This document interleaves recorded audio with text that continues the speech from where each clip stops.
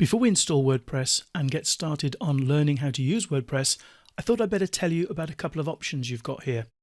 When you visit a website in your web browser, those websites are all online and they're all hosted at web hosts. Now those web hosts cost a monthly fee. It's not a big fee, it can be as low as $3 or $4 per month, but it is a fee nonetheless. And if you're just trying to learn WordPress, then you don't want to have that recurring fee. So your better option is to install what we say locally. And you can install WordPress on your own computer. It's totally free to do this, but be aware that your website will not be visible on the internet. To make your website visible on the internet, you need to install your site onto a web host, and that's when you have to start paying the monthly fee. So there are costs associated with having your own web host.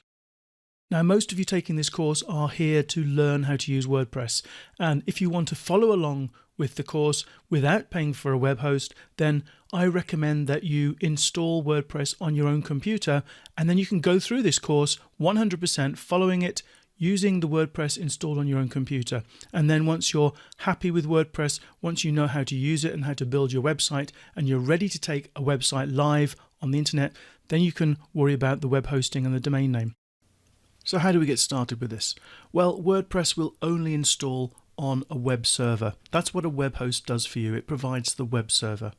If you're going to install it on your own computer, then you have to have that environment on your computer. And to do that, you're going to need a third-party tool, a piece of software that sets up the web server environment on your local computer.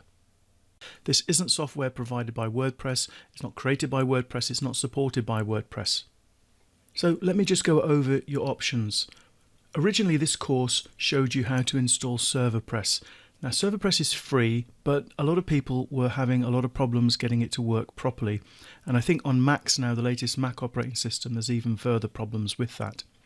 The other downside of ServerPress is that you can't then develop your site on your own computer and move it to a live web host without paying a premium upgrade fee.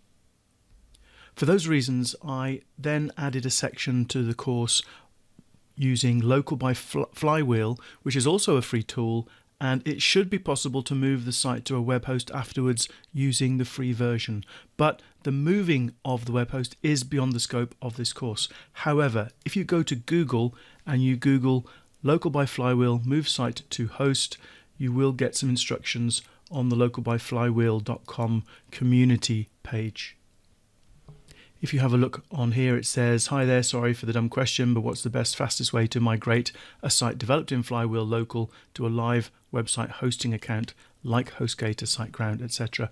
And then there are some community members there who provide instructions. So if you want to go that route, you can do that as well. The other option is to use something like XAMPP or MAMP. These are not included in this course. I do have a course called Install WordPress Locally that uses XAMPP. XAMPP is totally free. It means you can move your site developed locally onto a web host quite easily, and you can also move a live site from a web host to your local computer if you wanted to play around with it. That course on Install WordPress Locally covers all of that using XAMPP. If you've got XAMPP installed or you're using MAMP and you've got it working, then you don't need to use ServerPress or Local by Flywheel. Essentially, you choose one of these options.